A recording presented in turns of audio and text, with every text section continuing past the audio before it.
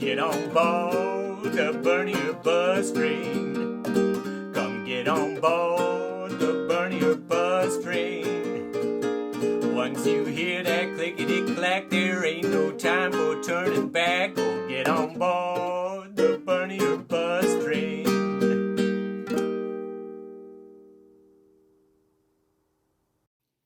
Good morning, USA, and welcome to another episode of the Bernier Bus Show.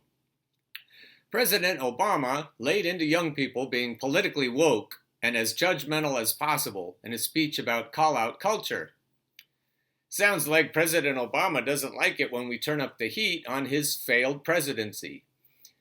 We've got one neoliberal after another telling us to vote blue no matter who, telling us to keep propping up the neoliberal establishment. This is just a way of shaming. It's like vote shaming. It's like Alicia Silverman saying, you Bernie or busters are nuts, or are being silly, or whatever she told us. It's like, no, you can't criticize us. There are a lot of great people out there doing great things. Maybe they have weaknesses. Well, let's look at some items here. President Obama, interventionist foreign policy spearheaded by Hillary Clinton as Secretary of State. In Obama's first 5 years, the United States exported $30 billion more in weapons to foreign governments than George W. Bush did in 8 years. Oh, you're being too picky. You're so politically woke. You're on social media criticizing. Why don't you do something good? Well, if I do something good, President Obama, I don't want to do what you did.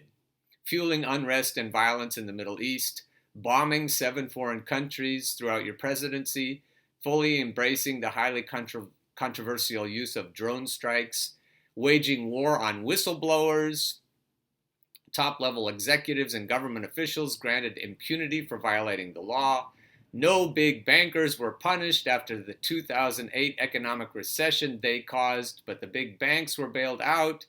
The individuals in your administration who were responsible for prosecuting big bankers, former Treasury Secretary Timothy Geithner, former Attorney General Eric Holder, and former Department of Justice official Lanny Breuer, now all make millions working on behalf of Wall Street. You delayed, denied, and circumvented the Freedom of Information Act to unprecedented levels. This is from Dr. Cornel West.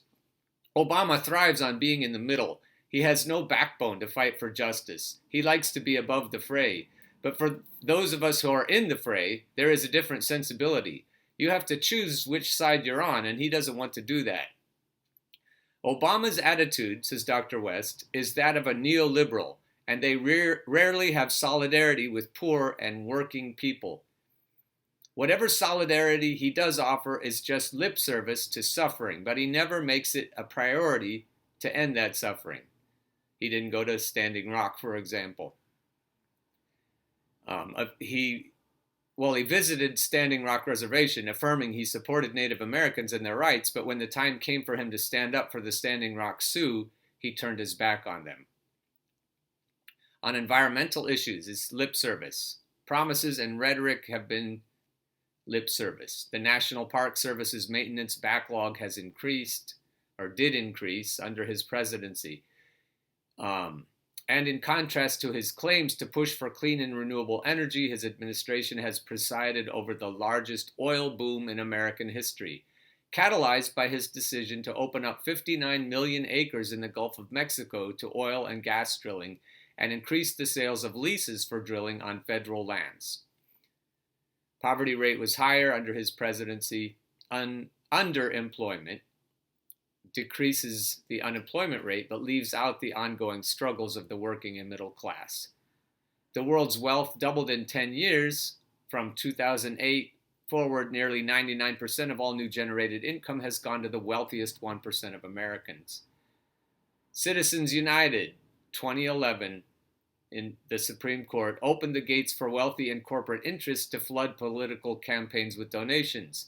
Obama made no effort to mitigate the implications of these decisions, and when former DNC chair Debbie Wasserman Schultz rescinded a ban he enacted in 2008 on lobbyist and PAC donations to the DNC, which disproportionately benefited Hillary Clinton's campaign, Obama and his administration made no protest. Obama's presidency helped set the trends for Donald Trump to amplify, with relative impunity, the oligarchy and corruption that has come to embody the federal government. Obama failed to push for the EFCA, failed to walk with striking workers, even though he promised to during his campaign. His labor board failed to expand Weingarten rights, as well as failing to overturn numerous Bush board decisions. He was nearly as corporatist as anyone from the Clinton DLC. Far from having broken with his Republican predecessor, Democratic President Barack Obama reinforced the law of exception that he criticized when he was a senator. It is now possible to deprive United States citizens of their fundamental rights because they have taken part in armed action against their own country, but also when they take a political position favorable to those who use military action to resist the empire. Worse, Barack Obama has added to the law John Yu's unitary executive theory, which puts an end to the principles of the separation of powers as defined by Montesquieu. The security policy of the United States president now escapes all control. This is very useful for the transnational corporations that he has tried with the TPP and NAFTA. He's trying to put the powers out of the reach of legal action by the United States and other countries. We could talk about the DLC. This list is just goes on and on. What neoliberalism is and how Barack Obama, as Dr. Cornel West says, forwarded it, expanded it. Really, things didn't even get better. You vote for a Democrat because you hope things will get better. Don't vote for Elizabeth Warren, who is Hillary Clinton's handpicked choice as successor to Obama, with a little Trump in between. Don't fall into the trap of thinking that Elizabeth Warren is going to do any better than Barack Obama did. But the first thing to know is that you should be critical of Barack Obama. He's laying into people. He thinks they're too woke. I think he'd rather we all go back to sleep. He's talking to young people. Young people should be on to you, sir. The idea of purity and you've never compromised and you're always politically woke and all that stuff. You should get over that quickly. I think that's in direct, a rebuttal, very weak rebuttal to the criticisms that Jimmy Dore was making the other day. The bottom line was, you should get over that shit quickly, is what Jimmy was saying this about. It's kind of a neoliberal backlash against trying to fix things. Well, you're not going to find a candidate that excites you. You're not going to find a candidate that agrees with you on everything. Hell, if you can find a candidate who agrees with you half the time, that's pretty darn good. Yeah. So quit being so critical. Like if I tweet or hashtag about how you didn't do something right or use the wrong verb, then I can use the wrong verb. Oh, go fuck yourself. Then I can sit back and feel pretty good about myself because, man, did you see how woke I was? I called you out. Barack, we're not calling you out because you used the wrong verb. We call you out because you're still actively destroying the world we're trying to live in. You're working against change. The audacity of hope you talked about. I voted for you twice, sir. I voted for you twice. Where's all the hope and change? I remember on my Facebook wall, after you were elected the first time, I quoted a Bible verse that said, "He hath put down the mighty. He hath put down the mighty, and the rich he hath sent empty away." I was so excited that that's what you were going to do. Oh, man. But we can't criticize you because maybe you used the wrong verb and maybe you bombed a lot of people. Oh, bomber. No, we need to get even more woke. At Upper Cuts, a bustling barbershop in a minority neighborhood, in Milwaukee, where the Democratic convention is going to be in July. A bunch of barbers talking about how they voted for President Obama, and then after those elections, that it infused many there in Milwaukee with a feeling of connection to national politics. The voters who typically don't vote voted. They came out and voted, an involvement they had never before experienced. But their lives have not gotten appreciably better, and sourness has set in. So how are we going to get people in Milwaukee, people in Flint, Michigan, people in Philadelphia, people in Baltimore, people who are in Washington, D.C., people who are hurting? How are we going to get them to vote? They tried that once. Look what happened. Not a hell of a lot. So if we want hope and change, we have to provide hope and change. We need to galvanize the labor force. That was one of your biggest failings. You didn't galvanize the labor force. So you didn't really expect hope and change. If you want change, you've got to get people on the streets. Picket signs, maybe pitchforks, and we've got to get active. We've got to get a bunch of active people. Your words are trying to make people less active, less potent. You'd like us to sit around and keep doing our fucking jobs while the rich people just keep getting richer. I'm very disappointed in this woke shaming by President Obama, making an excellent point about call-out culture. Excellent if you're a rich asshole. Speaking of rich assholes. This really is rich-splaining 101. You're going to see two out-of-touch assholes talk about something that they really know nothing about. So three-fourths of the squad came out for Bernie Sanders. Yes. Yes.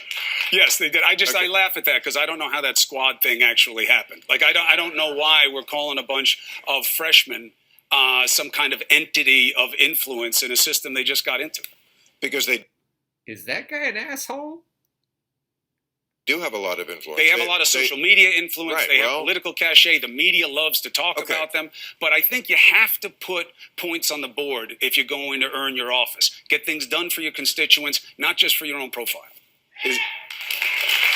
My question was... Louis, I love you.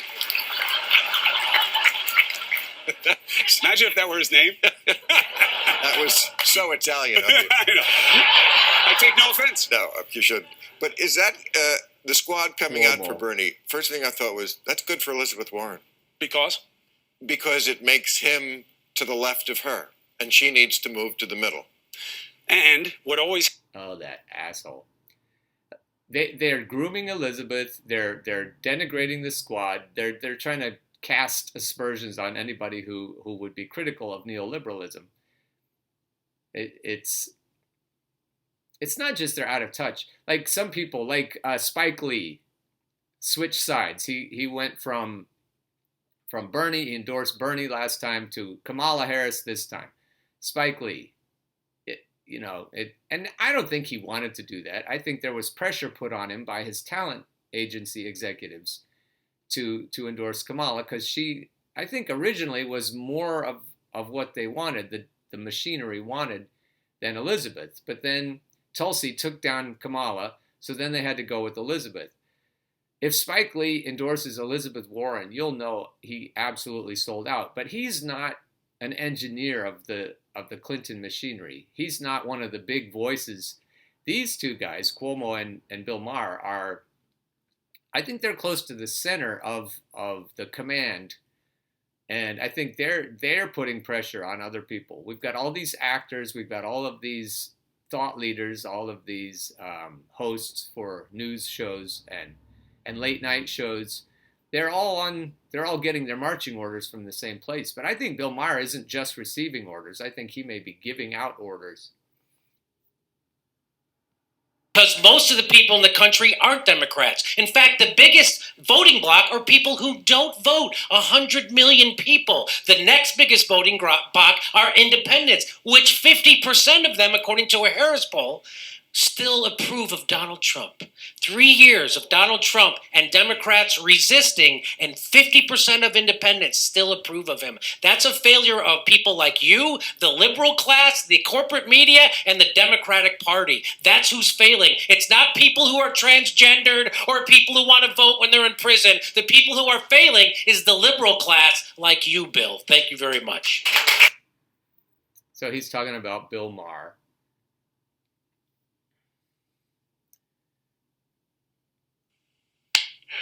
I'm sure many of you saw what Donnie Deutsch said, millionaire said on Bill Maher, that Hollywood millionaire party that they have where they think they're so woke and so much better than the Republicans, but they're just a bunch of elitist assholes.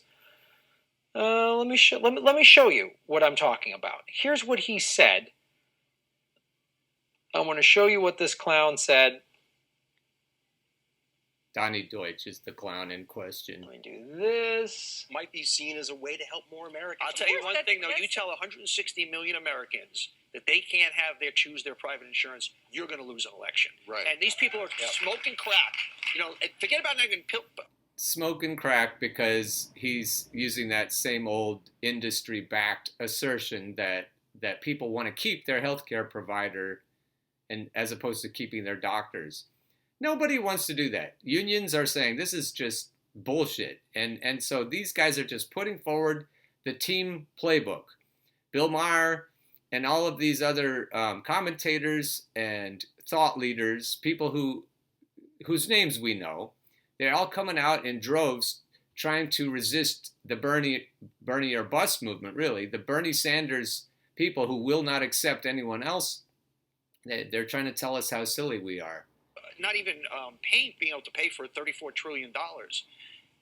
My grandfather was a cop, okay, and my mother was a school teacher, and they worked really. First of all, Donnie Deutsch, that's a Republican talking point, or that's a Joe Biden talking point, which is essentially a Republican. Right. Bernie Sanders' plan is going to cost $34 trillion.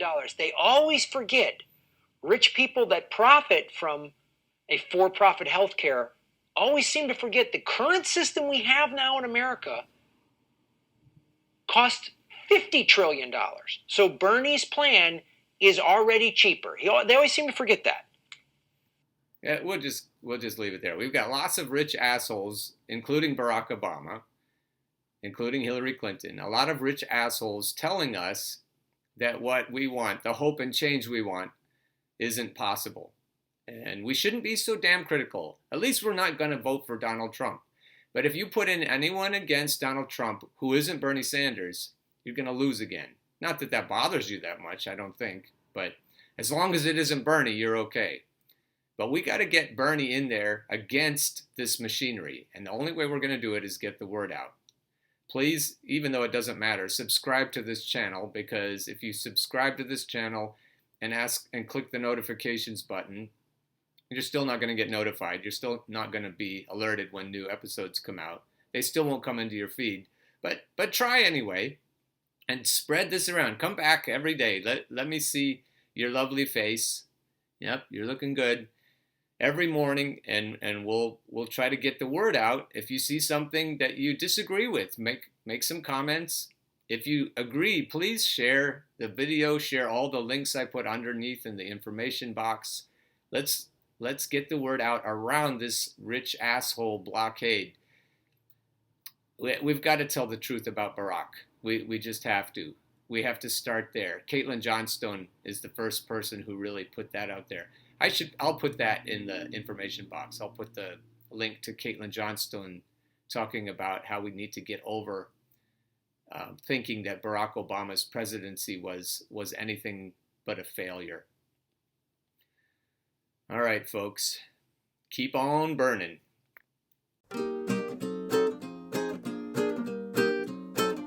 Get on board the Bernie bus train.